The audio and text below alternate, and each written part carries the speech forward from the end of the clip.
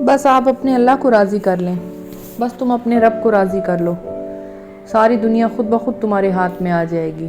جب بادشاہ سلامت کو آپ اپنا کر لیں گے تو باقی دنیا خود بخود آپ کی ہو جائے گی۔ جب آپ کسی بھی سلطنت کے سربراہ کو اپنا کر لیں گے تو پھر باقی سلطنت خود بخود آپ کی طرف دوڑی چلی آئے گی، وہ خود سب اس کے محتاج ہیں۔ کوئی بھی شخص اپنے رب کی رضا جب پا لیتا ہے تو وہ سب کچھ پا لیتا ہے۔ آپ نے کبھی اپنے رب کی رضا کو پانے کی کوشش کی ہے؟ کبھی آپ نے اپنے رب کی کسی بھی مرضی کو ماننے کی کوشش کی ہے، سمجھنے کی کوشش کی ہے، یا اس کو امپلیمنٹ کیا ہے؟ اور امپلیمنٹ بھی ایسے کہ کنسسٹنسی کے ساتھ آپ اس پر چلتے رہے ہوں۔ اگر ایسا ہے تو آپ نے بہت اچھا کیا ہوا ہے، اور اگر ایسا نہیں ہے تو پھر آپ مشکل میں پڑنے والے ہیں۔ آزمائش ہمیشہ اللہ اپنے پیاروں پہ ضرور ڈالتا ہے، مگر جو شخص اپنے رب کو راضی کرنے میں اسی جستجو میں لگا رہتا ہے تو اللہ اسے آزمائش میں بھی کم ڈالتا ہے۔ رب کو معلوم ہوتا ہے کہ یہ تو سارا دن ویسے ہی ہر وقت میرے پاس ایک اس انسان کے طور پر آتا جاتا رہتا ہے جو صرف میری رضا حاصل کرنا چاہتا ہے۔ اللہ تعالیٰ سے دعا مانگنے کا بھی یہی انداز ہے کہ رب سے اس کی رضا مانگی جائے، اس سے اس کی مرضی مانگی جائے، اس کو مانگا جائے کہ رب تو میرا ہو جا، تو میرا دوست بن جا، تو میرا اپنا بن جا، مجھے اپنے پیاروں میں شامل کر لے۔ آج کل یہ دنیا جتنے جھنبیلوں میں پڑی ہوئی ہے وہ کبھی بھی ختم نہیں ہوں گے۔ زندگی کی خوبصورتی ہمیشہ اللہ پاک کو راضی کرنے میں ہے، اللہ پاک کی محبت کو حاصل کرنے میں ہے، اور وہ بڑی آسانی سے حاصل ہو جائے گی۔ اللہ تعالیٰ بڑی جلدی مان جاتا ہے، بڑی جلدی آپ کو اپنی اس قیمتی دنیا میں شامل کر لیتا ہے جہاں پر نعمتیں اور بہت ساری رحمتیں، بہت ساری خوشیاں، بہت سارے معجزات آپ کا انتظار کر رہے ہیں۔ زندگی کی اس خوبصورتی کو اپنانے کے لیے آپ کو اپنے رب کو راضی کرنا ہوگا، اور صرف اس کو امپلیمنٹ نہیں کرنا بلکہ اس کو کنسسٹنسی کے ساتھ لے کر چلنا ہے کہ ڈیلی اٹھ کر اللہ تعالیٰ کو منانا ہے، ڈیلی اٹھ کر اللہ تعالیٰ سے بات چیت کرنی ہے، دھاگے کا تعلق نہیں بنانا، رسی کا تعلق بنانا ہے۔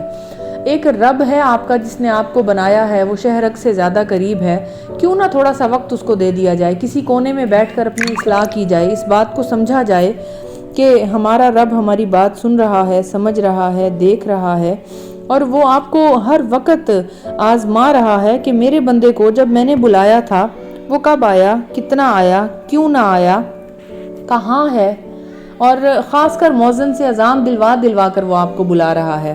تو پھر بھی اگر آپ اپنے رب کو راضی نہ کر پائیں تو کتنا ہی عجیب ہوگا۔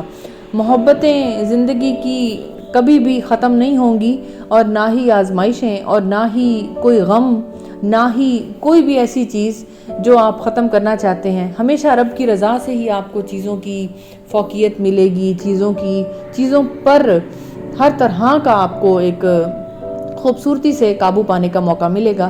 تو ہر طرح کی چیزوں کو حاصل کرنے کے لیے، اپنی تمام خواہشات کو پورا کرنے کے لیے اپنے رب سے اپنے تعلق کو مضبوط کریں۔ آج کا دور بہت نفسا نفسی کا دور ہے، لوگ بھاگے چلے جا رہے ہیں، اپنا کام کیے چلے جا رہے ہیں، اپنے بارے میں سوچتے چلے جا رہے ہیں۔ کسی بھی انسان کے چہرے پر جو ہے وہ ایک ایسا نقاب چڑھا ہوا ہے جس میں وہ صرف یہی بتانے کی آپ کو کوشش کر رہا ہے کہ وہ آپ کا ہے جبکہ وہ آپ کا نہیں ہے، اور اسی طرح وہ دھوکے سے آپ کے ساتھ زندگی کو گزارے چلے جا رہا ہے۔ آپ جب اپنے رب سے تعلق کو مضبوط کر لیں گے نا تو ایسے لوگ بھی آشکار ہو جائیں گے جو آپ کو دھوکہ دینے اور نقصان پہنچانے کی کسی بھی طرح سے کوئی حرکت کر رہے ہیں۔ اپنے رب سے تعلق کو مضبوط کرنے کی کوشش کریں اور اس کو راضی کر لیں، وہ بہت جلدی راضی ہو جاتا ہے، وہ کبھی بھی چیزوں کو لمبا نہیں کھینچتا۔ بس آپ کے مانگنے کے طریقے میں کوئی مضبوطی ہونی چاہیے، آپ کے مانگنے کے طریقے میں خلوص ہونا چاہیے، آپ کا جو مانگنے کا طریقہ ہے اس میں ایسی محبت ہونی چاہیے، محبت نظر آنی چاہیے جس سے آپ اس کو یہ بات بتا دیں، جبکہ وہ آپ کے دل کے راز سے واقف ہے، آپ کی نیت سے واقف ہے۔ مالوں کا دار و مدار نیتوں پر ہے۔ آپ نے نیت بھی کر لی نا اچھے کام کی، آپ کو ثواب ملنے لگ جائے گا، اور غلط کام کی آپ نے نیت کی لیکن جب تک آپ نے اسے پرفارم نہیں کر لیا، غلط کام کر نہیں لیا، تب تک آپ کو گناہ نہیں ملے گا۔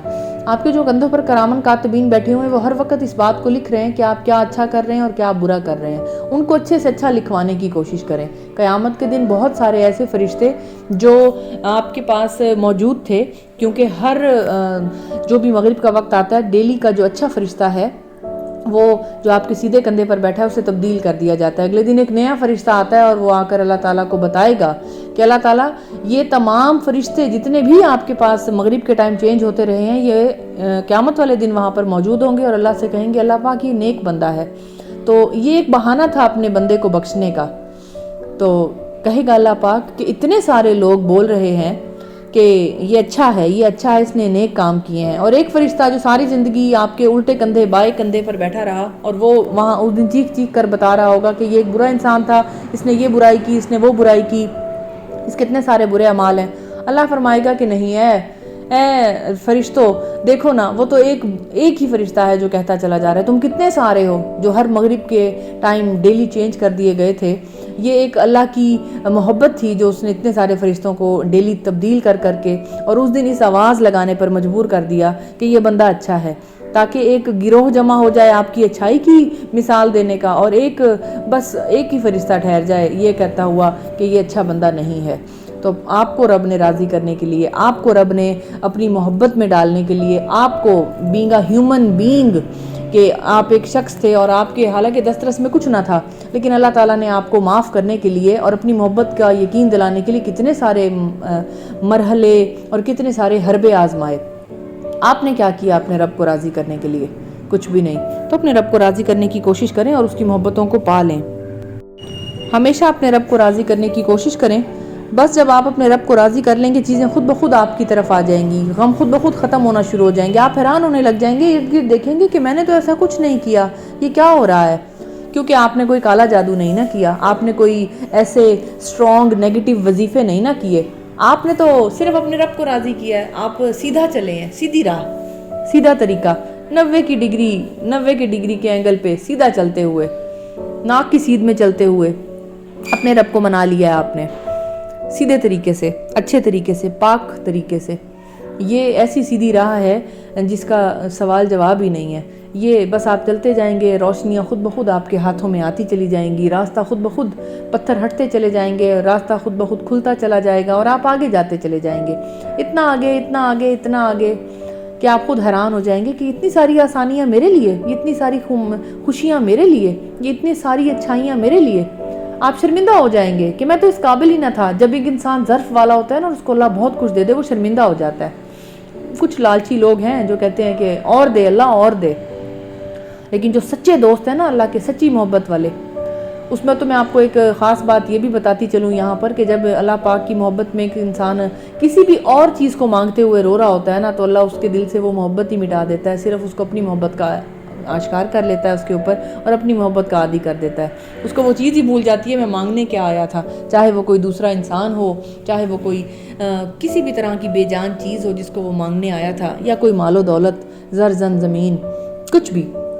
تو وہ اتنا مانگتے مانگتے مانگتے مانگتے اتنا زیادہ اللہ کے قریب ہو جاتا ہے کہ اس چیز کی محبت ہی اس کے دل سے اللہ مٹا دیتا ہے, اس کو اپنا کر لیتا ہے, اور وہ انسان خود حیران ہو جاتا ہے کہ میں کیا مانگنے آیا تھا. نہیں مجھے اس چیز کا کوئی مزہ نہیں ہے, مجھے میرا رب چاہیے. اس کو اس کا رب نظر آنے لگتا ہے, اور ہر چیز میں جب آپ کو آپ کا رب نظر آنے لگے گا نا اور اس کی محبت نظر آنے لگے گی تو آپ اسلام کی جو نیگیٹو مارکنگ ہے نا اس سے جان چھڑا لیں گے کہ مجھے کیا پڑی ہے نماز پڑھنے کے بعد مووی دیکھوں, اچھے کام کرنے, خیرات دینے, صدقہ خیرات دینے کے بعد چیزوں پر سیلفی لینے کھڑا ہو جاؤں. مجھے کیا پڑی ہے کہ میں نے جب اچھے عمل کر لیے ہیں تو پھر میں لوگوں کا دل دکھاؤں, چوری کروں, غیبت کروں, جھوٹ بولوں.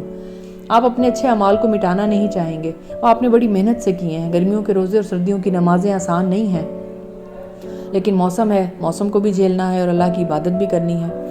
بہت شکریہ مجھے سننے کے لیے. Thank you so much.